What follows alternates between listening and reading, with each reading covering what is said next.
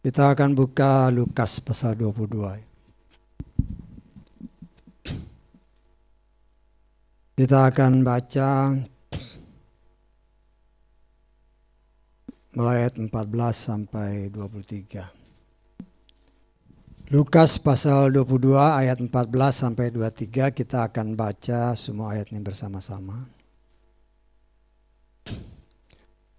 Dan supaya pembacaannya sama, kita akan baca bersama sesuai dengan apa yang tertulis di caption depannya. Lukas 22 ayat 14 sampai 23, 3, 4. Dan ketika saatnya tiba, dia duduk makan, dan ke-12 rasul ada bersamanya. Dan dia berkata kepada mereka, dengan kerinduan aku berhasrat untuk makan Paskah ini bersamamu sebelum aku menderita. Sebab aku berkata kepadamu bahwa aku sekali-kali tidak akan lagi makan daripadanya sampai bila mana telah digenapi di dalam kerajaan Elohim. Dan setelah mengambil cawan serta mengucap syukur, dia berkata, ambillah ini dan bagikanlah di antara kamu. Sebab aku berkata kepadamu bahwa aku sekali-kali tidak akan minum dari hasil pokok anggur sampai bila mana kerajaan Elohim tiba. Dan setelah mengambil roti seraya mengucap syukur, dia memecah-mecahkannya dan memberikannya kepada mereka sambil berkata, inilah tubuhku yang diserahkan ganti kamu. Lakukanlah ini sebagai peringatan akan aku. Sama seperti itu juga cawan itu. Sesudah makan dengan mengatakan, cawan ini adalah perjanjian baru di dalam darahku yang ditumpahkan ganti kamu. Namun lihatlah, tangan orang yang mengkhianati aku ada di atas meja bersamaku. Dan sesungguhnya anak manusia akan pergi sesuai dengan apa yang telah ditentukan. Akan tetapi celaka bagi manusia itu yang olehnya dia dikhianati. Dan mereka mulai mempercakapkan di antara mereka, siapa gerangan dari antara mereka yang akan segera melakukan hal itu. Amin. Silakan duduk. Puji Bapak Yahweh, kita mengucap syukur. Kemurahan Tuhan ya.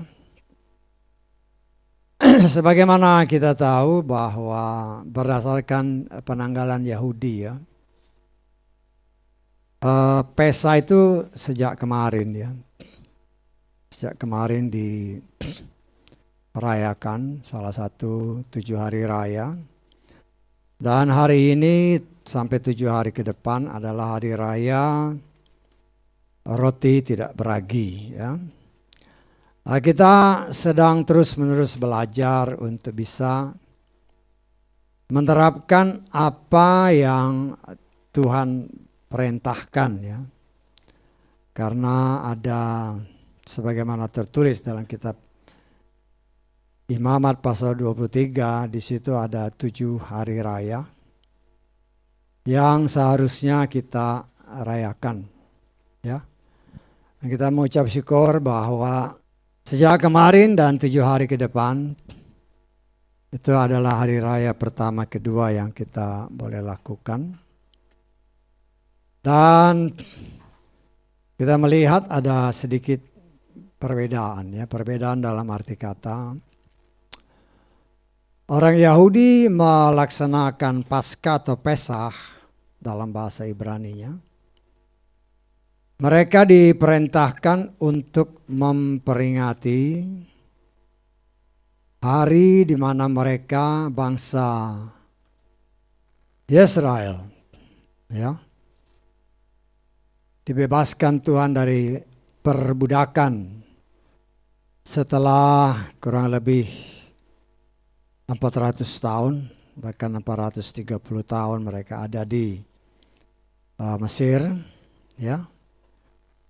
Kemudian Tuhan membebaskan mereka dan membawa mereka menuju kepada ke tanah perjanjian, ya, yaitu tanah Kanaan sesuai dengan janji Bapa Yahweh kepada nenek moyang mereka.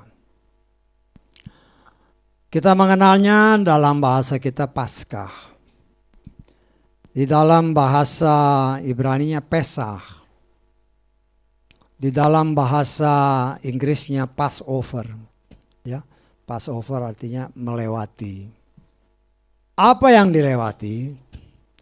Yang dilewati adalah ketika bangsa Mesir atau Mitzrayim,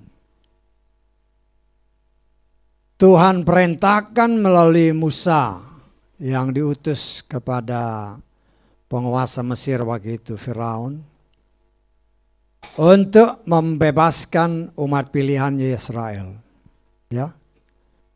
Setelah sekitar 430 tahun ya, kalau kita baca di dalam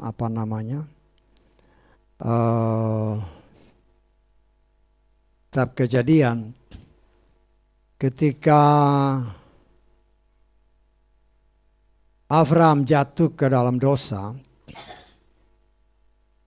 karena tertidur waktu beribadah, ya, sehingga bangsa ini, kata firman Tuhan, akan menjadi budak, ya, dari bangsa Mitzrayim, ya. Itu dikatakan di dalam Kejadian pasal 15. Coba kita baca ayat ke-13. Dan Yahweh atau Dia berfirman kepada Abraham, ketahuilah dengan sungguh-sungguh bahwa benihmu akan menjadi pengembara di negeri yang bukan kepunyaannya, dan mereka akan melayani bangsa itu. Sebaliknya, bangsa itu akan memperbudak mereka selama berapa? 400 tahun. Ya, itu murka Tuhan karena Abraham tertidur waktu ibadah. Tapi kemudian kita lihat dalam Keluaran pasal ke-12 ayat ke-40. Dan lama Bani Yesaya berdiam ketika mereka tinggal di Mesir adalah berapa? 430 tahun. Ya. Bisanya Tuhan perpanjang kan. Sebab segala sesuatu itu ada sebabnya. Ya. Diperpanjang masa mereka dalam perbudakan. Tetapi kita melihat kedatangan Yeshua bukan diperpanjang tapi diperpendek. Ya. Kita melihat semua ini adalah ya Tuhan punya waktu yang tidak bisa kita prediksi dengan akal kita. Ya. Tetapi kita melihat dengan iman segala sesuatu ada sebabnya. Ya. Pesach, jadi ketika bangsa Mitzrayim atau bangsa Mesir yang sesungguhnya melambangkan dunia, ya, melambangkan dunia ketika Tuhan perintahkan kepada penguasa dunia, yaitu Firaun, ya, bebaskan, biarkan umat pilihanku keluar dari tanah perbudakan. Tetapi kita melihat Firaun tidak mau melepaskan. Ya, sampai 10 tulah, ya, Tuhan turunkan kepada bangsa ini. Dan setelah tulah ke-10 sesuai dengan apa yang sudah Tuhan tetapkan, baru Firaun membebaskan. Ya, kita melihat di sini ya banyak hubungannya, ya. Kalau kita mau menafsirkan memperpanjang, ya, 10 tulah tetapi juga ada 10 perintah Tuhan. Perintah Tuhan kepada Firaun. Tuhan berfirman sampai 10 kali. Bebaskan umatku, bebaskan umatku. Tetapi bukannya semakin melunak hatinya, tetapi semakin mengeraskan hati. Ya, 10 perintah Tuhan ya juga diberikan kepada manusia. Ingat, bangsa Mitzrayim atau Mesir itu melambangkan dunia. Diberi 10 perintah. 10 perintah diberikan Tuhan. Tuhan jabarkan semua. Ya. Tapi umat manusia sama seperti Firaun. Bukan semakin lunak hatinya, tetapi semakin keras. Semakin keras. Akhirnya Tuhan keraskan. Ya. Keras, ya dikeraskan sekali. Ya. Nah, saudaraku yang dikasihi oleh Adonai Yeshua Mashiach. Bangsa pilihan Tuhan ada tinggal di Mesir. Bangsa pilihan Tuhan ada tinggal di dunia ini. Sama seperti bangsa Mesir dan bangsa Israel. Tetapi kita melihat ketika tolah ke-10 dijatuhkan, Tuhan berkata kepada bangsa Israel, karena dia mengasihi umat pilihannya, dia tidak mau membinasakan umat pilihannya.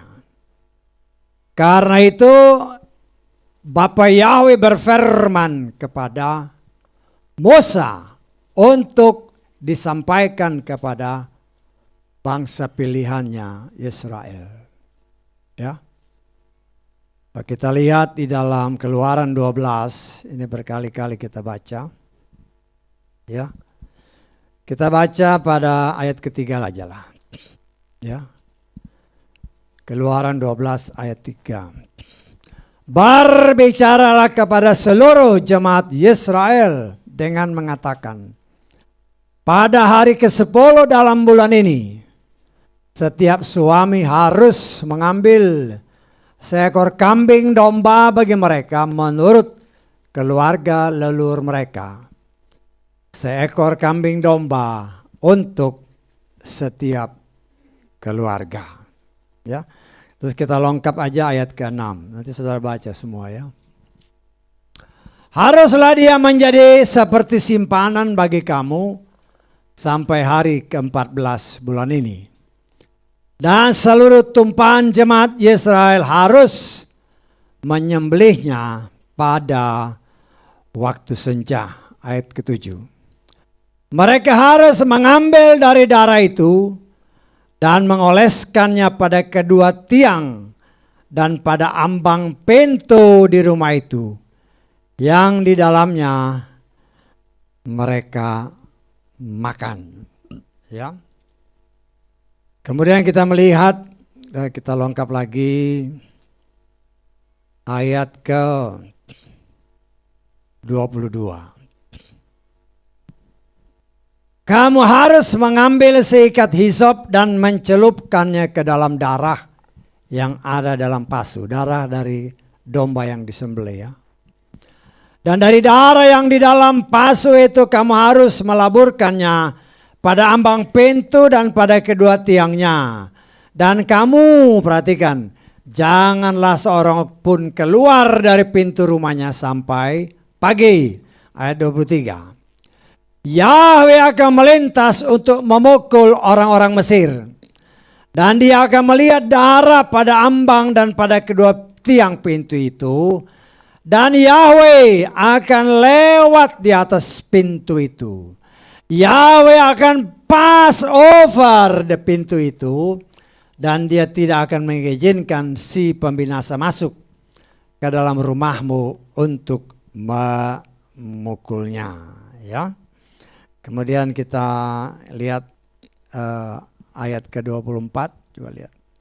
Kamu harus memelihara ini sebagai ketetapan bagimu dan bagi anak-anakmu sampai selamanya. Karena itu umat Israel secara jasmani sampai detik ini, ya, mereka tetap memperingati hari Pesah atau Paskah sebagai hari peringatan seperti apa yang Tuhan perintahkan. Ya, jadi sedikit berbeda dengan orang-orang Nasrani, ya. Berbeda dalam arti kata kita tidak merayakannya sebagaimana orang Israel merayakan ketika nenek moyang mereka atau leluhur mereka keluar dari tanah Misraim, tanah perbudakan, keluar dari sana, dan itu harus diperingatkan. Tetapi kita tahu bahwa domba yang disembelih ini adalah sebagai suatu nubuatan, ya, apa yang akan terjadi, ya, apa yang akan terjadi beberapa ratus tahun kemudian, ya. Di sini kita melihat bagaimana Tuhan bekerja dengan sangat luar biasa. Ya. Setelah kurang lebih 1500 tahun sebelum Yeshua hadir, ya, Musa memerintahkan bangsa Israel potong domba. Dan ini adalah gambaran akan bagaimana domba Paskah kita, yaitu Yeshua Masiah, yang juga dibinasakan, dibunuh, dan darahnya tercurah di Golgota. Bagi mereka yang percaya, ya, sebagaimana apa yang dikatakan di dalam Keluaran ini, ya, Tuhan perintahkan kepada bangsa Israel, darah domba itu harus kau taruh di ambang atas pintu dan di kedua sisi pintu. Sehingga ketika malaikat maut menjelajahi tanah Mesir, ingat ya, Goshen itu juga Mesir. Goshen di mana bangsa Israel tinggal itu juga tanah Mesir. Tetapi ketika malaikat maut melintasi seluruh Mesir termasuk tanah Goshen, dan ketika mereka mau masuk ke tanah Goshen, ke rumah-rumah orang Israel, karena bangsa Israel taat kepada apa yang Tuhan perintahkan, ya, taruh tanda darah domba di pintumu. Dan ketika mereka melihat tanda ini, si pembinasa, malaikat pembinasa tidak masuk. Artinya kalau bangsa Israel pun, ya, dari sekian ratus ribu keluarga, mereka tidak lakukan, itu juga akan binasa. Ya. Nah, di sini kita melihat inilah gambaran daripada malaikat pembinasa pun akan membinasakan dunia ini. Karena dunia mengeraskan hati. 10 perintah Tuhan. 10 perintah Tuhan yang Tuhan berikan kepada Firaun ditolak mentah-mentah oleh Firaun. Dan akibatnya tulah melanda bangsa Mesir. Dan kita pun diberikan 10 perintah Tuhan yang kemudian dijabarkan oleh Musa. Ketika Musa 40 hari 40 malam bersama Bapa Yahweh di bukit di gunung Tuhan. Sehingga dijabarkan dari 10 perintah menjadi 613 perintah. Dan itu yang dijabarkan oleh Bapa Yahweh kepada Musa. Dan Musa mengajarkannya kepada bangsa Israel. Dan bangsa Israel sesuai perintah Tuhan, engkau harus jadi berkat bagi bangsa lain. Ya. Engkau harus jadi terang bagi dunia. Dan kita melihat bahwa bangsa Israel melalui Rasul Paulus memberitakan kabar keselamatan kepada dunia. Ya. Dan dari sana bersambung terus sampai kepada akhir zaman. Dan kita melihat, saudaraku yang dikasihi oleh Bapa Yahweh, Tuhan setia kepada firman. Tuhan bukan setia kepada manusia. Nah, kalau kita setia dan tinggal di dalam firman-Nya, sebagaimana apa yang dikatakan kepada Musa untuk umat Israel, kamu harus membubuhkan darah domba yang disembelih, ya, di tiang pintumu. Demikian juga saudara dan saya. Kalau kita mengimani bahwa Yahweh dalam Adonai Yeshua Masiah yang adalah domba Paskah saudara dan saya, di mana darah itu membungkus kita. Tiang pintu berarti tempat kita tinggal. Hidup kita dibungkus oleh darah Yeshua Masiah. Maka ya, itulah Passover, itulah Paskah, itulah bagaimana Tuhan mau menyelamatkan orang yang percaya akan apa yang Dia perintahkan. Ya. Nah, kita melihat di sini memang ada sedikit perbedaan seperti yang saya katakan tadi. Kalau saudara mungkin iseng-iseng lihat di media sosial kan banyak sekarang. Ya. Memang kalau kita lihat di dalam di dalam kitab Keluaran ini, ya, bisa dikatakan bahwa ketika bangsa ini keluar dari dari perbudakan, ya, yang mereka harus siapkan adalah ya daging domba yang dibakar, domba yang disembelih dibakar, kemudian mereka juga makan roti yang tidak beragi, dan juga mereka makan sayur pahit, ya. Di sini kalau kita lihat di dalam ayat ke-6 ya, dari Keluaran 12 ayat ke-8.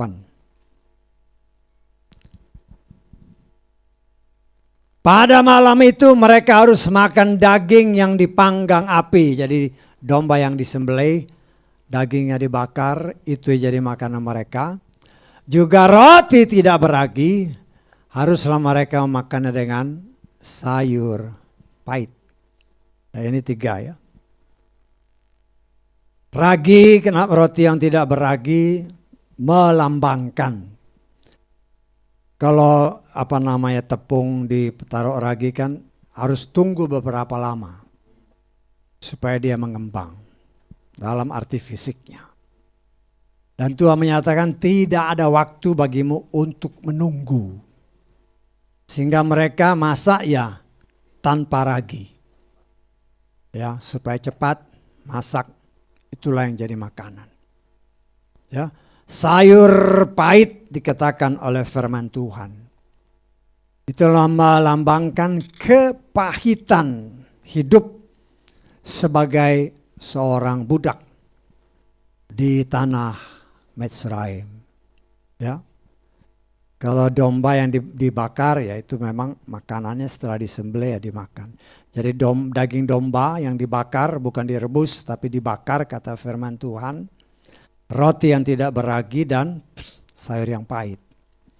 Tapi tradisi sekarang kalau saudara lihat di medsos, ya, itu bukan hanya 3. Tapi salah satunya juga ada telur. Ya, macam-macam di dalam itu tradisi mereka ya. Tradisi mereka. Nah, tapi kita di sini itu yang saya katakan kalau saudara lihat ada Paskah Yahudi, ada Paskah orang Nasrani. Jadi memang agak sedikit berbeda. Ya, dalam Paskah Ibrani memang makanannya macam-macam.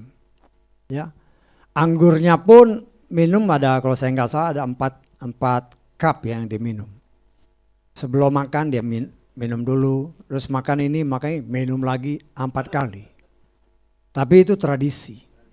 Sebagai cara mereka untuk memperingati selama 7 hari ya, mereka tidak boleh makan yang lain.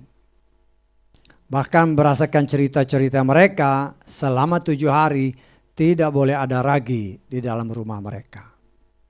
Ya, jadi cara mereka untuk menyingkirkan ragi selama waktu perayaan 7 hari. Tetapi ragi yang dimaksudkan oleh Yeshua HaMashiach memang berbeda dari ragi yang kita kenal. Ragi yang menurut Yeshua adalah pengajaran-pengajaran ya, yang mulai menyeleweng dari pengajaran yang sebenarnya. Ya. Nah, itu yang pernah saya katakan kepada saudara, dari 10 perintah dikembangkan menjadi 613. Ya, tetapi berdasarkan ya hikmat masing-masing pelayan-pelayan Tuhan, dari 613 ini bisa berkembang, tetapi hati-hati sebagai seorang pelayan Tuhan. Jangan sampai keluar daripada 10 perintah atau 613 aturan, perintah, dan ketetapan Tuhan. Kalau dia lebih dari itu, itulah ragi. Berarti sudah ada mulai penyelewengan daripada apa yang Tuhan perintahkan. Itulah yang Tuhan tidak kehendaki. Ya. Nah, saat ini apabila kita belajar terus-menerus, apa yang Tuhan perintahkan kita lakukan. Nah, kita menyadari ya masih banyak kekurangannya. Kalau kita mau ikut aturan Yahudi agak beda jauh. Ya, saudara nanti lihat di medsos, banyak kan medsos. Tulis saja Passover atau Pesa atau Paskah, nanti kelihatan itu. Cara-cara, ada macam-macam, ada plate-nya piringnya, terus dalam piringnya itu udah ada gambar ini, ah itu jenis makanan yang akan dimasak. Ada 6 atau 7 macam. Ya. Dan kalau kita mau lihat di kitab Keluaran, di situ tidak ada anggur. Nggak ada anggurnya. Ya. Tetapi dalam pesta tradisi mereka ada anggur di sana. Bahkan ada 4 cup yang harus mereka minum berdasarkan aturan-aturan. Ya, dan dalam acara itu, dalam satu keluarga diceritakan kenapa kita harus melakukan semua ini. Karena ini adalah perintah Bapa Yahweh kepada bangsa Israel untuk supaya mereka menceritakannya kepada anak cucu mereka, ya, dan itu mereka taati, ya. Hanya dalam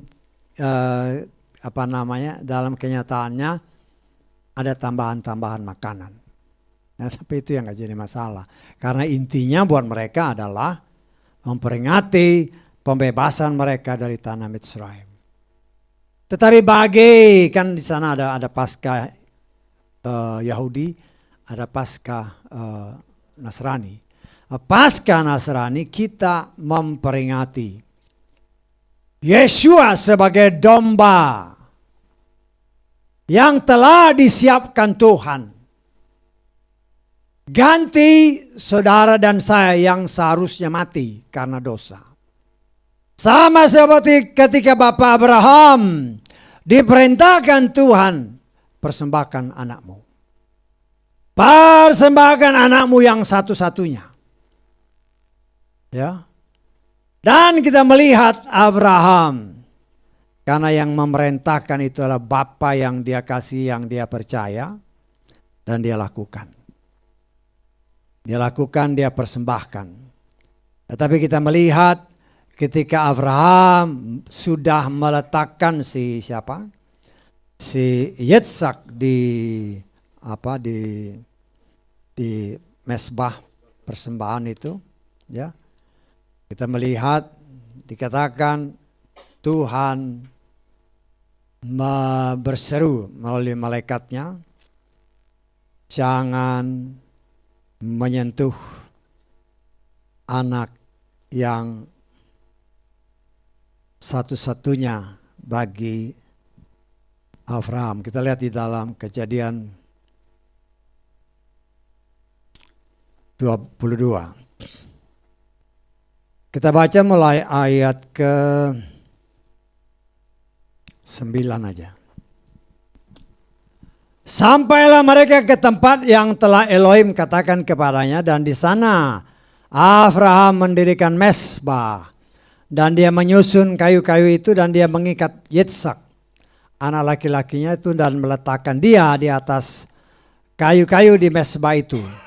Lalu Abraham mengeluarkan tangannya dan mengambil pisau untuk menyembelih anak laki-lakinya.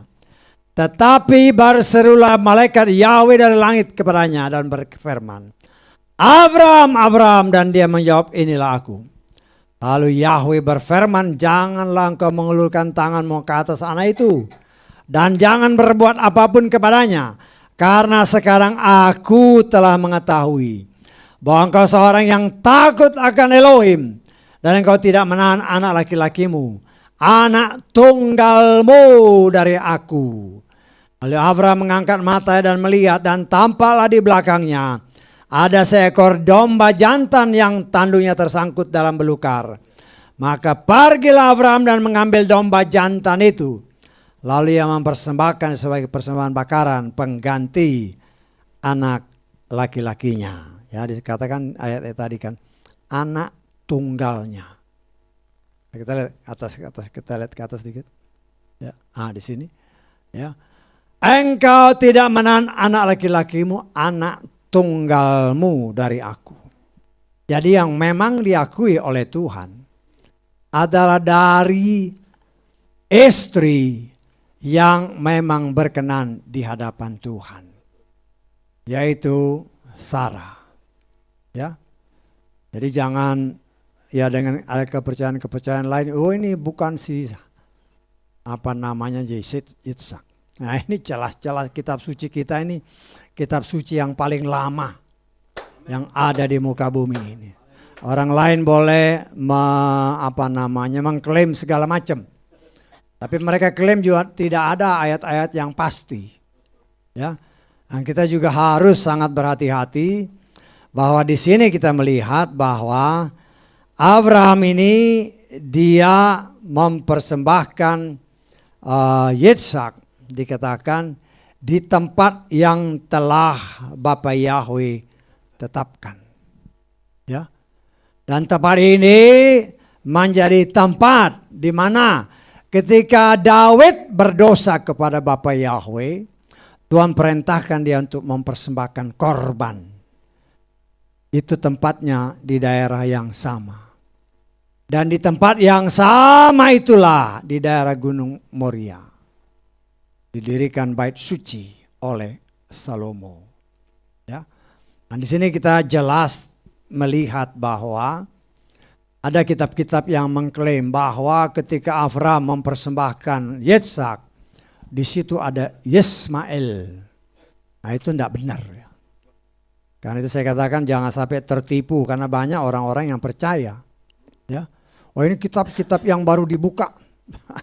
Kalau udah ngawur kok kitab yang dibuka. Kita lihat di dalam Kejadian 22 ini ayat ke 3 ya. Bangunlah Abraham pada pagi-pagi hari, lalu ia memelanai keledainya dan membawa bersamanya 2 dari orang-orang mudanya, bukan Yismael ya, dan juga Yitzhak anak laki-lakinya, dan dia membelah kayu untuk persembahan bakaran itu.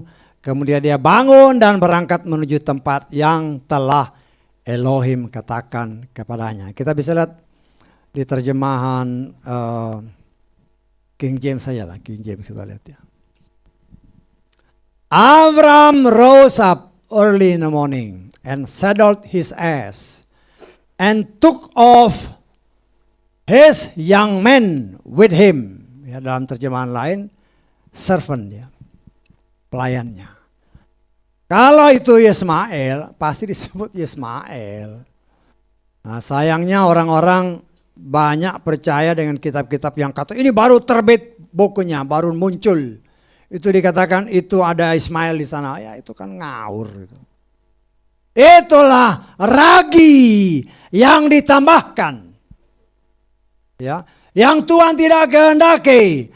Karena itu Bapa Yahweh berfirman, hati-hati observasi firman Tuhan itu. Ya.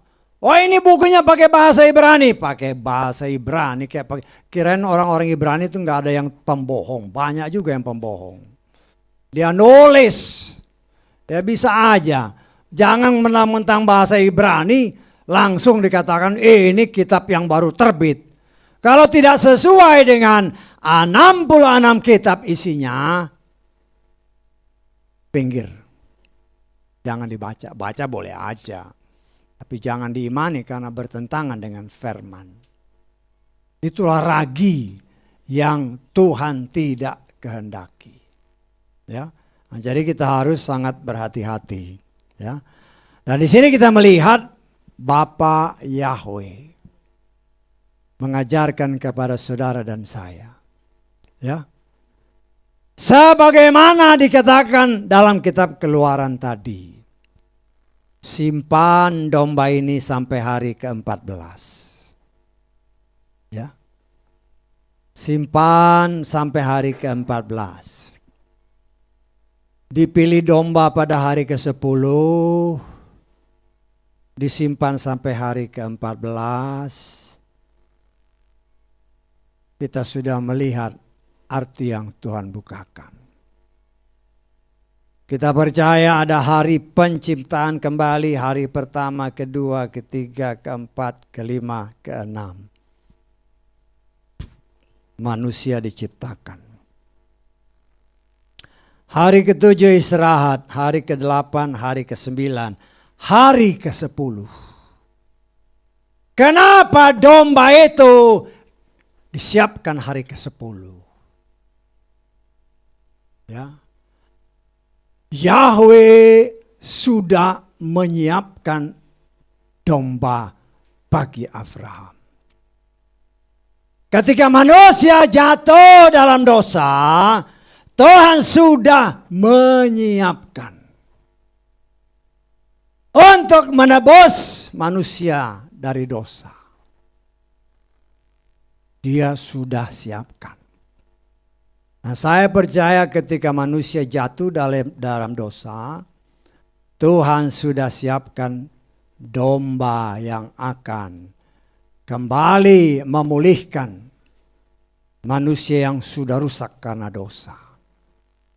Karena itu kita percaya hari ke-7 hari istirahat Tuhan, hari ke-8, hari ke-9, hari ke-10. Saya menafsirkan disitulah kejatuhan Hawa dan Adam. Karena itu dikatakan dalam kitab Keluaran, siapkan pada hari ke-10. Karena hari ke-10 itulah manusia jatuh. Ya. Simpan sampai hari ke-14. Hari ke-10, ke-11, 12, 13, 14. Dari Adam sampai Yeshua 4 hari, 4.000 tahun. Ya. Hari ke-14 Yeshua ditampilkan. Inilah domba yang disembelih oleh bangsa Israel untuk membebaskan bangsa Israel yang jadi budak dosa karena kejatuhan leluhur mereka, leluhur manusia. Ya. Nah, di sini kita melihat, saudaraku yang dikasihi oleh Adonai Yeshua Mashiach. Tuhan melakukan segala sesuatu bukan tanpa sebab. Ya. Kalau kita pikir-pikir ngapain Tuhan katakan, kalau kita perhatikan baik-baik ya. Dalam Keluaran 12 ini kita baca ayat ketiga tadi. Berbicaralah kepada seluruh jemaat Israel dengan mengatakan, pada hari ke-10 bulan ini, setiap suami harus mengambil seekor kambing domba bagi mereka menurut keluarga leluhur. Seekor kambing domba untuk setiap keluarga. Kan kita mesti tanya, kenapa hari ke-10? Ya. Pada hari di mana Abraham mau menyembelih Yitzhak, Tuhan sudah menyiapkan. Tuhan sudah menyediakan. Yahweh apa? Tuhan sudah siapkan. Ya. Dia adalah Yahweh Yireh. Dia sudah mempersiapkan domba mengganti si Yitzhak. Mengganti anak yang menjadi garis keturunan orang pilihan Tuhan. Nah, di sini kita melihat betapa luar biasanya segala sesuatu yang terjadi di muka bumi ini. Ya. Nah, semua itu ada kaitan-kaitan yang luar biasa. Hampir saya katakan semua orang Nasrani mengenal zaman Bapa, zaman Anak, zaman Roh Kudus. Ya, ketika dunia dihancurkan oleh Tuhan dengan air bah. Setelah air bah surut, Noah atau Nuh melempar burung gagak. Dilepaskan burung gagak. Ya namanya burung gagak ya dia makan mayat-mayat lah. Tapi ketika dia lepaskan burung merpati, ya, pergi balik lagi. Karena burung merpati nggak makan mayat. Kali kedua dia lepas lagi. Dia balik lagi sudah membawa daun yang hijau. Artinya sudah mulai ada kehidupan. Tapi dia pergi balik bawa daun yang hijau. Tapi kali ketiga dia pergi, tidak kembali lagi. Zaman Bapa, Roh Kudus diberitakan. Kalau saya tafsirkan hanya untuk beberapa orang. Memang umat pilihan Tuhan. Henoh, Noah, Abraham, dan beberapa generasi seterusnya. Zaman Bapa. Zaman Anak. Ya. Sudah mulai. Ingat burung merpati melambangkan Ruach HaKodes. Zaman Bapa tidak ada tempat untuk hinggap. Dia kembali. Zaman Anak 2000 tahun, 2000 tahun. Dia tetap kembali tetapi sudah memperlihatkan mulai ada sambutan. Tetapi zaman Ruach HaKodes, ketika burung merpati dilepas, dia tidak kembali lagi. Berarti zaman Ruach HaKodes, Roh Kudus bekerja di tengah umat Tuhan. Supaya keselamatan itu benar-benar terjadi kepada orang yang sudah ditetapkan untuk diselamatkan. Walaupun banyak orang lu masa Tuhan sudah tetapkan. Lu katanya Tuhan Maha Kuasa. Katanya Tuhan Maha Tahu.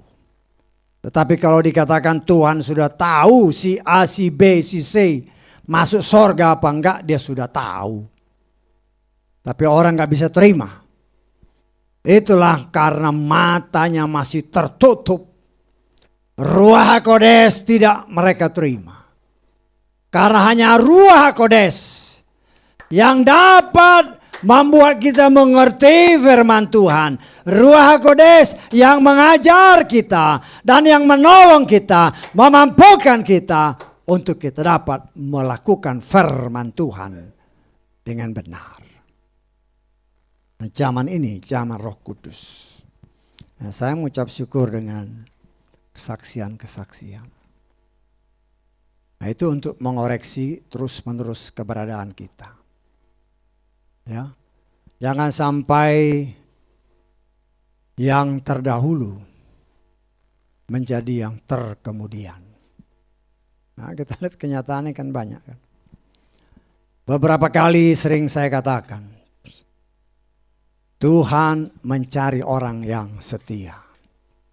Bukan hanya dipanggil, bukan hanya dipilih, tetapi orang yang tetap setia kepada firman-Nya. Dan kesetiaan itu berjalan bersama waktu. Ada orang yang setia sebulan 2 bulan. Ya, setelah dia merasa sukses, kesuksesan membutakan mata mereka. Akhirnya mulai sadar atau tidak sadar menjauh dari hadirat Tuhan. Ya, menjauh dari hadirat Tuhan. Ada yang sebulan 2 bulan, setahun 2 tahun. Biasanya orang yang mulai mundur adalah orang yang berhasil. Ya.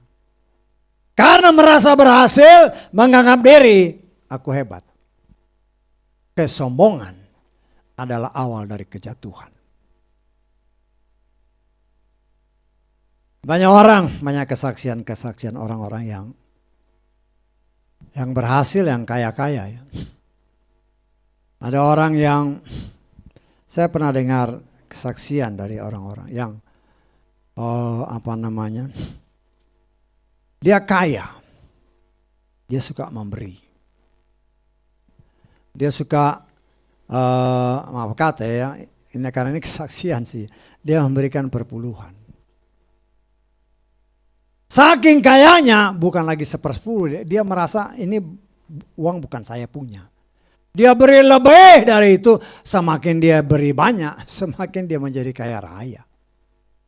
Tapi itu suatu kenyataan. Dia tahu bahwa yang membuat dia seperti itu adalah Bapa Yahweh. Tidak ada yang perlu disombongkan. Kalau tadi saudara dengar, siapa tadi? Mungkin Pak Jimmy tadi yang kesaksian. Akhirnya ya rumahnya yang 1x2 itu aja kan. Kita, Tuhan mau kasih tahu kalau kita sombong ya rumahnya seperti itu. Tapi kalau kita menyadari bahwa aku hidup, aku bisa seperti ini karena Bapa Yahweh, maka bahwa Bapa Yahweh, Yeshua berkata, aku pergi ke rumah Bapa, menyediakan tempat bagimu. Itulah yang Tuhan siapkan. Tapi itu hanya diberikan kepada siapa? Orang yang setia. Bukan setia sebulan 2 bulan, setahun 2 tahun, tetapi selama-lamanya. Karena Tuhan tidak mau dikhianati. Sama seperti si setan mengkhianati Tuhan. Ya karena kan setan itu karena merasa diri hebat, wah. Dia merasa lebih hebat dari Tuhan, kesombongan merupakan awal kejatuhan. Nah kita belajar dari situ. Saudara dan saya bisa hidup seperti sekarang, itu kemurahan Tuhan. Bukan karena kita hebat. Engkau mungkin bisa kaya raya, baik kita yang di sini maupun ada di luar sana. Kekayaan kita itu dalam sekejap bisa habis kalau Tuhan mengizinkannya. Sama seperti Ayub kan. Kaya raya semua punya. Dalam 1 hari ludes, habis. Apa yang mau dibanggakan? Tidak ada. Jadi seharusnya kita mengucap syukur. Dan sebagai bukti kita mengucap syukur, perintah Tuhan harus kita laksanakan. Beribadahlah kepada Tuhan dengan hormat dan takut. Bukan hanya asal-asalan. Kita mengucap syukur kita bisa datang beribadah di tempat ini. Anak-anak Tuhan yang mungkin hadir mengikuti ibadah melalui live streaming. Ya. Tapi mereka yang ikut live streaming ya kita mengucap syukur, tapi pikirlah. Ya. Supaya walaupun engkau ada di rumah sana. Ingat, kalau engkau ibadah, ibadahlah dengan sungguh-sungguh. Jangan ibadah, nanti ada ini pinggir. Ibadah, ini pinggir. Jadi itu namanya enggak ibadah. Hanya dengar-dengaran aja. Mungkin di sini, kau masak di dapur suaranya dikerasin, itu bukan ibadah. Itu. Ya, nah, saya hanya mengimbau aja bagi siapapun yang ada di luar sana. Kalau engkau ikut ibadah ya duduk di depan, ketika kita memuji ya sama-sama memuji.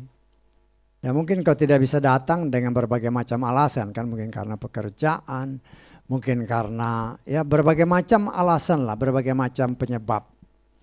Tapi kalau engkau menyiapkan diri untuk ibadah, ya duduk manis di depan, kita lihat. Apa yang dilakukan di tempat ini ya lakukan sama-sama.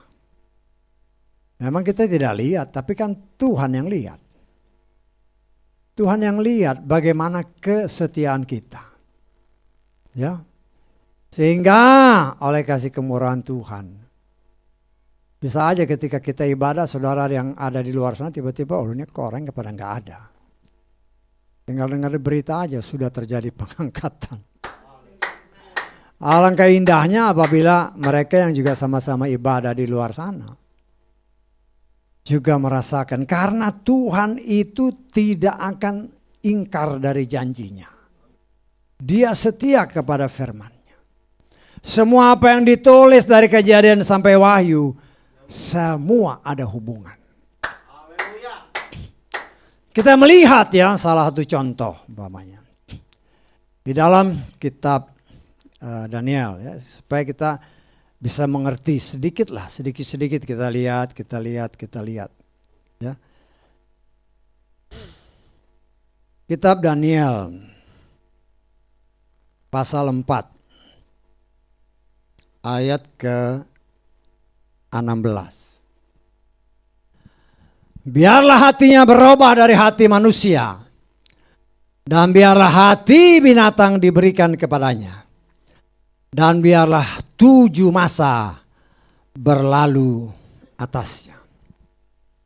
Ini adalah ketika Nebukadnezar bermimpi, dan mimpinya dia ceritakan kepada Daniel. Daniel dengan hikmat yang berasal dari Bapa Yahweh. Ya, 7 masa ini 7 tahun, di mana Nebukadnezar karena kesombongannya, ya, Tuhan robah dalam sekejap, dia menjadi seperti binatang. Ya, dikatakan oleh nanti kalau saudara baca ayat-ayat ini, ya. Dia hidup bersama binatang, makan rumput, dan berlangsung selama 7 tahun. Ini Nebukadnezar kira-kira perkiraan yang memerintah selama kurang lebih tahun 570 sebelum Masehi. Dan ini sesungguhnya melambangkan Nebukadnezar boleh dikatakan sebagai raja pertama yang merebut tanah Yesrael. Dan setelah itu bangsa yang meninggalkan Bapa Yahweh disebar ke seluruh pelosok muka bumi. Karena memiliki hati seperti binatang. Ya. Dia maunya nyembah-nyembah patung, nyembah-nyembah berhala. Ini bangsa Yesrael.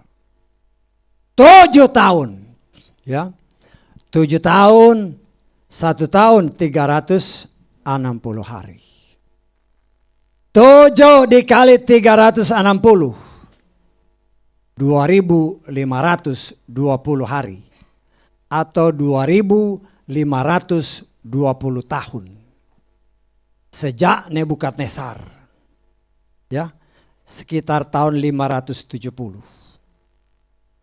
570 sebelum Masehi ditambah 2.520, jadi minus 570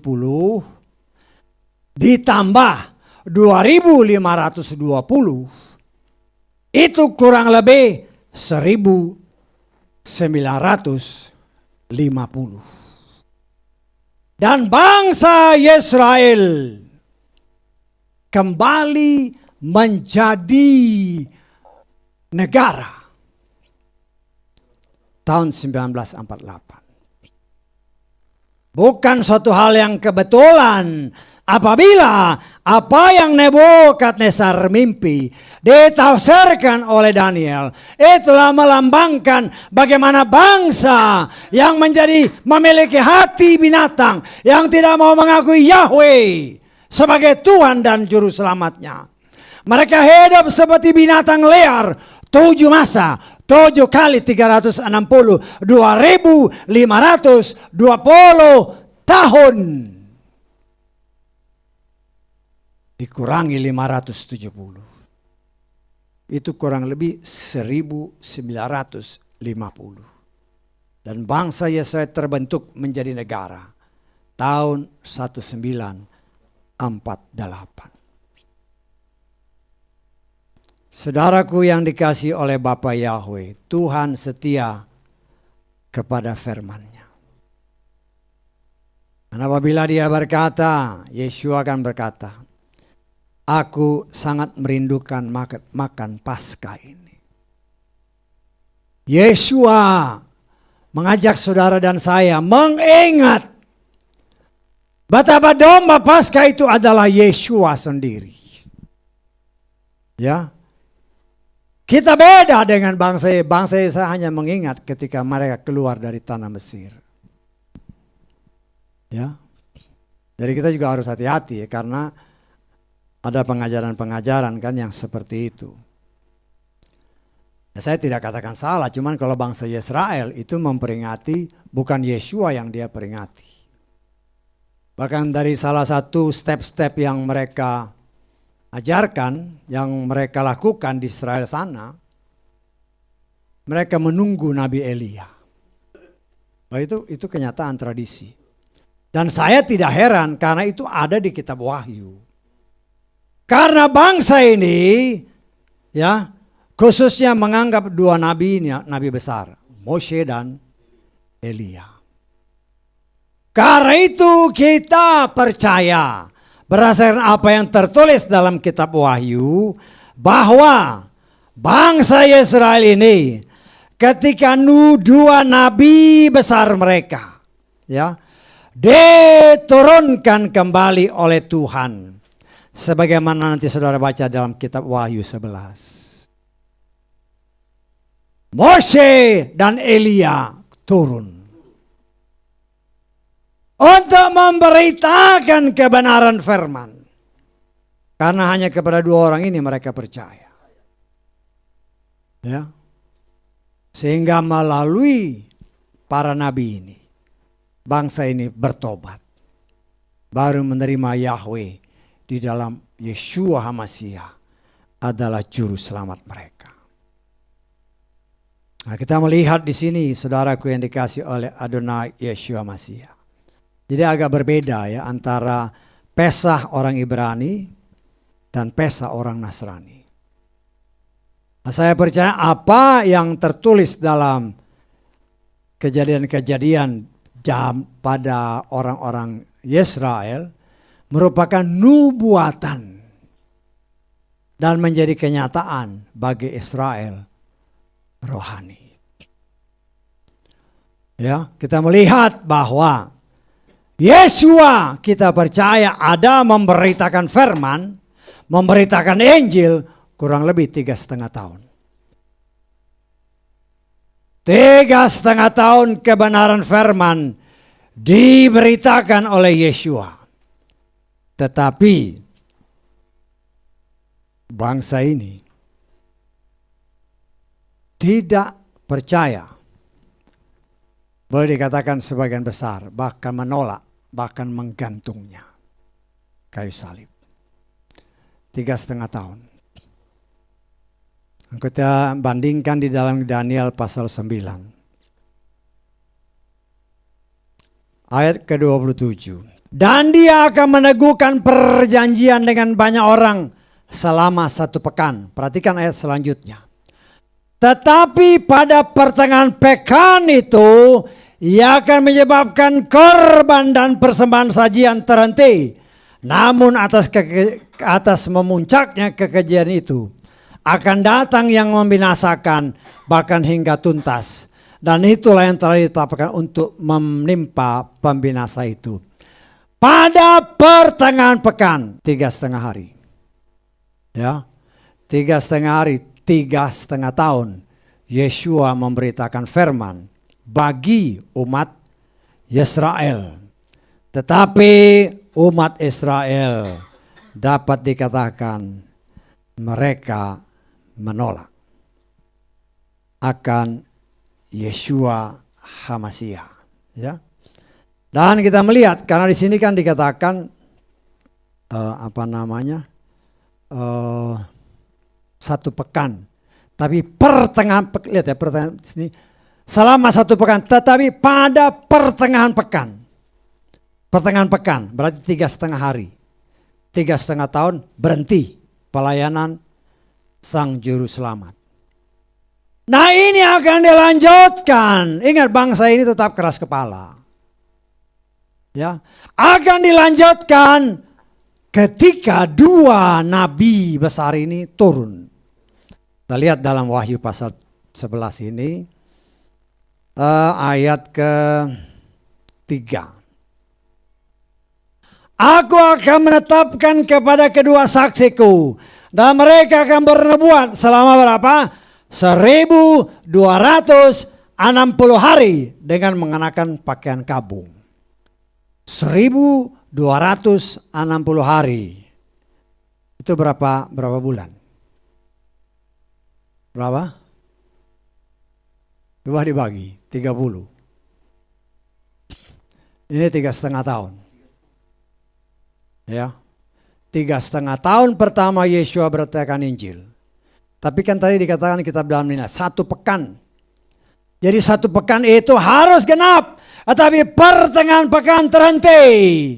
Karena itu dilanjutkan kembali oleh,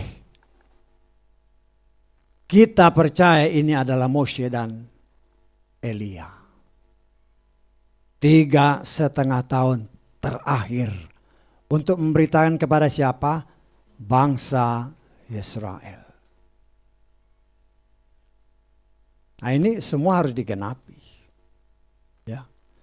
Dan kita percaya pada saat itu kita sudah fit. Ya. Karena itu pada zaman anti HaMashiach.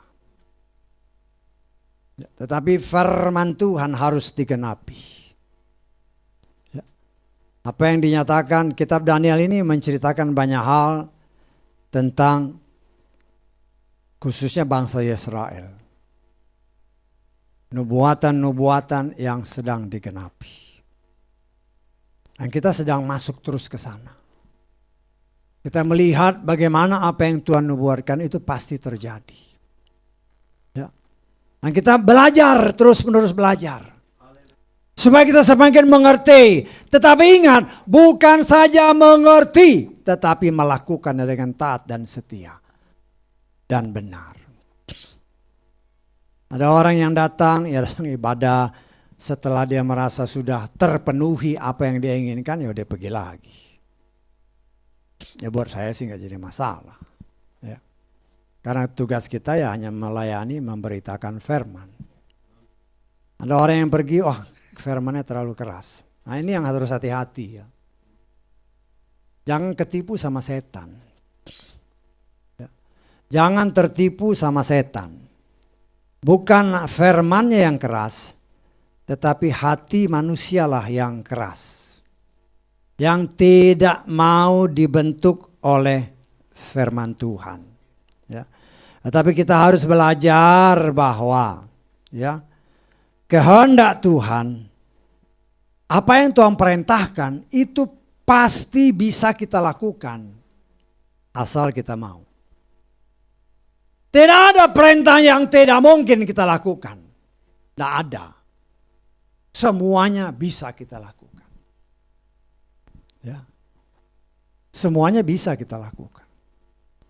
Karena ada tertulis, kita lihat di 1 Yohanes pasal 5 ayat ketiga. Sebab inilah kasih Elohim bahwa kita seharusnya memelihara perintah-perintahnya. Perhatikan, perintah-perintahnya tidak berat. Kalau dia bilang gak berat, ya gak berat. Yang bikin berat adalah daging kita. Daging kita yang tidak mau dibakar. Karena itu dikatakan dalam firman Tuhan, domba itu harus dibakar. Dimatikan dagingnya. Dan darahnya itu darah Yeshua. Itulah yang menyelamatkan saudara dan saya. Karena itu Yeshua berkata, dia sangat merindukan untuk makan Paskah ini, supaya diingatkan kepada khususnya 12 murid-muridnya. Karena 12 murid ini melalui 12 murid, cikal bakal pemberitaan akan berita dari burung merpati akhir zaman boleh mencapai ke seluruh pelosok muka bumi. Nah, kita sebagai umat pilihan Tuhan, hanya oleh kemurahan Tuhan kita bisa menerima. Kita datang ke tempat ini bukan hanya dengar asal dengar, tapi kita rela dibentuk oleh Tuhan.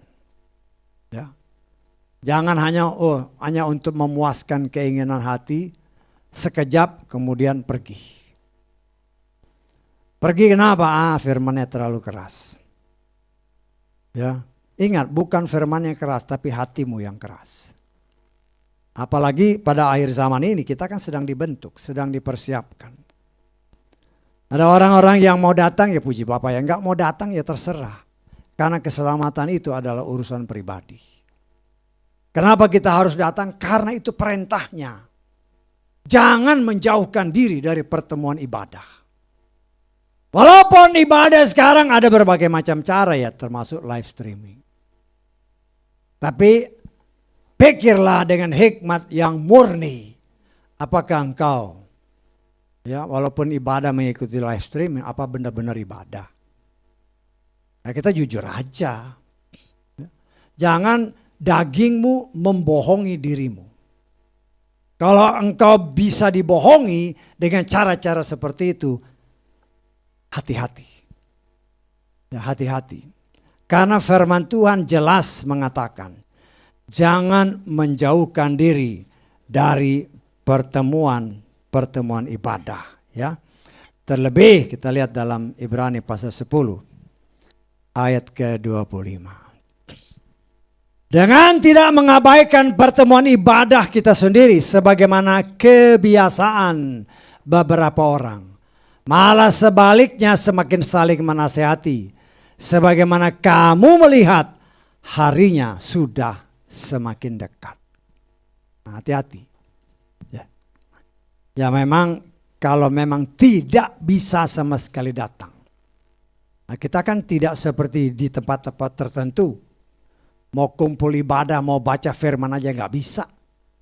Ya, mungkin punya kitab suci satu biji susah. Ada yang hanya mungkin lembar-lembar tetapi itu dia imani. Tetapi kita di tempat di mana kita bisa ibadah dengan bebas, baca firman dengan bebas. Kenapa kita tidak melakukannya? Jangan menjauhkan diri. Ini firman. Ya. Nah, kita harus ingat. Kecuali kalau kita memang tidak bisa, mungkin ada anak-anak yang jauh. Mungkin ya kayak anak saya dia kerja di laut ya nggak bisa kemana-mana. Ya, tapi kalau dia ada waktu dia bisa, dia ikuti ibadah. Dia bisa ibadah. Ya. Tapi kalau yang hanya mungkin karena malas, Aduh mau hujan, ya enak di rumah. Kita pakai live streaming aja. Sambil santai, kelihatannya santai, wah duduk. Sambil tidur-tiduran, dengar. Apa itu menghormati Tuhan? Nah, kita sih jujur-jujur aja. Mungkin ini membuat telingamu merah. Tapi demi keselamatanmu. Sebagai seorang pelayan Tuhan ya saya kasih tahu aja. Ya. Karena itu terus terang kan banyak orang seperti itu. Emang kelihatannya ibadah, tapi sambil tidur-tiduran, mungkin sambil makan. Apa itu menghormati Tuhan? Di mana hormatmu kepada Tuhan? Nah ini untuk keselamatan kita semua, kita yang di sini dan mereka yang ada di luar sana. Ya, jangan sampai terlambat. Ya, waktu Tuhan itu sudah tepat, seperti yang saya katakan tadi. Dalam kitab Daniel sudah diterangkan begini, itu semua tepat. Walaupun sesungguhnya kita tidak tahu persis. Seperti yang saya katakan tadi kan, si Nebukadnezar 570 tahun sebelum Masehi. Dia mimpi 7 masa. 7 tahun dia jadi seperti binatang. Ini gambaran umat Israel. Seperti binatang. 7 kali 360 itu 2520 hari. 2520 tahun. Minus 570 ditambah 2520. Itu memang sekitar 1948. Ya walaupun kalau kita kurangin persis ya 1950. Tapi bangsa Israel jadi negara tahun 1950. 1948. Nah, itu bukan satu hal kebetulan. Artinya Tuhan main hitungan yang tepat. Ingat tanggalan kita, bahkan tanggalan Ibrani pun tidak bisa dikatakan sama persis dengan tanggalan Tuhan. Belum tentu. Ya. Tetapi kita melihat di sini, Tuhan bekerja tepat waktu. Dan apabila Yesus berkata, aku rindu untuk makan Paskah ini supaya saudara dan saya diingatkan bahwa dia berkorban untuk saudara dan saya, bukan untuk kesia-siaan. Nah, sementara bila kita makan roti dan minum anggur. Nah, sebelumnya kita basuh kaki. Ini kan perintah Tuhan. Banyak gereja-gereja lain belum bisa lakukan. Dengan berbagai macam alasan. Oh saya jemaatnya besar. Kalau ini ya becek lah segala macam. Itu kan alasan. Padahal di dalam Yohanes 13 jelas-jelas. Contohi apa yang dia lakukan. Tapi semuanya berbagai macam. Ya alasan sih boleh aja. Nggak jadi masalah. Tetapi kita mau belajar. Kita bisa ya kita lakukan. Kita ajarkan, kita bagikan, kita sharing bagi banyak orang lain. Karena sulit saya katakan. Kalau kita harus basuh kaki, umpamanya suami istri nih. Mungkin aja kan tadi pagi berantem kan. Iya kan? Ini harus basuh kaki istriku, basuh kaki suamiku. Harus merendahkan diri. Udah itu harus mendoakan. Itu bukan sesuatu hal yang dibuat-buat. Tapi Yesus berkata, itu contoh teladan yang harus kita ikuti. Dan kalau kita dengan tulus melakukannya, ingat ketaatan menjamin berkat. Bukan saja berkat rohani, tetapi juga berkat jasmani. Dan kita dilayakkan untuk memperingati dia, domba Paskah. Sehingga ketika sangkakala berbunyi, ya, di mana dia turun, ada tanda kita milik dia. Satu ayat terakhir kita baca dalam Galatia. Oh haleluya, pasal ke berapa nih? Pasal ke-6.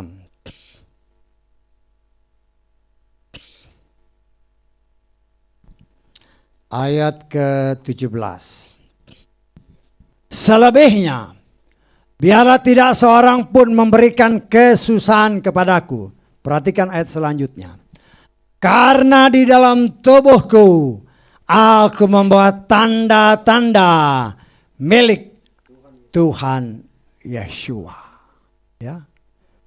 Tanda-tanda milik Tuhan Yeshua HaMasiah. Dalam ayat 20 dikatakan, darahku yang ditumpahkan ganti kamu. Darah berbicara jiwa. Jiwa yang rusak karena Hawa berkomunikasi dengan setan. Diganti oleh darah yang murni, yaitu darah Yeshua. Supaya jiwa yang rusak diganti kembali, kita memiliki jiwa Yeshua. Berbicara jiwa, pikiran, perasaan, kehendak. Kenapa? Karena kita disiapkan untuk memerintah bersama Dia. Karena itu kita harus memiliki jiwa yang sama dengan Dia. Karena itu darahnya boleh saya katakan mungkin disuntik, ya, supaya darah kita dirubah menjadi darah milik Dia. Lalu banyak sekarang sumber-sumber dari media-media sosial. Si setan juga sedang menyiapkan supaya tanda Dia masuk ke dalam tubuh manusia dengan berbagai macam cara. Tapi kita yang memiliki tanda kepemilikan Adonai Yeshua Mashiach. Tanda ini yang akan menarik kita kembali kepada pemiliknya. Tergantung pemiliknya siapa. Darah Yeshua berarti kita kembali kepada Yeshua. Nah, tapi kalau darah si setan, di mana Hawa berkomunikasi dengan setan, maka dia akan kembali kepada si jahat. Artinya si jahat akan dibinasakan. Dan mereka pun yang menyerahkan diri kepada si setan pasti akan dibinasakan. Karena itu mari saudaraku, saat ini kita akan melakukan memperingati hari ini, Paskah, di mana Yeshua telah mati bagi saudara dan saya untuk keselamatan kita. Jangan sia-siakan waktu yang Tuhan masih berikan. Kita yang di sini dan saudara yang ada di luar sana. Ya. Kalau Tuhan beri waktu untuk datang beribadah, dimanapun engkau bergereja, pergi ke gereja. Ya. Pergi ke gereja. Ya. Karena Tuhan kan sudah menetapkan kamu bergereja di sini, bergereja di sini, bergereja di sini, bergereja di sini. Dan kalau bergereja di suatu tempat, beribadahlah dengan sungguh-sungguh. Jangan gereja pindah-pindah. Dari sini pindah sini. Di sini ngomongin jelekin gereja itu. Pindah lagi jelekin gereja ini. Kau dipakai sama setan untuk menjelekkan orang. Ingat, tidak ada gereja yang sempurna ya. Karena ada orang yang pindah-pindah seperti itu. Di sini dia gereja, dia bosan, pindah sini. Di sini dia ceritain gereja ini jelek nih begini. Kau dipakai sama setan untuk menjelekkan anak-anak Tuhan. Tidak ada gereja yang sudah sempurna. Tapi kita sedang dalam proses penyempurnaan. Nah, saya katakan kepada saudara-saudara yang ada di luar sana. Dimanapun kau ditempatkan Tuhan, belajarlah setia. Kalau mungkin kau nggak betah pindah tempat lain, jangan omongin. Jangan dipakai setan untuk menjelekkan gereja lamamu. Ya. Jangan kira engkau hebat. Enggak. Justru kalau kau dipakai sama setan untuk menjelekkan gereja di mana engkau pernah beribadah, berarti engkau alatnya setan untuk menjelekkan anak-anak Tuhan. Dan hati-hati, ya. Apa yang kau tabur, itu bisa kau terima.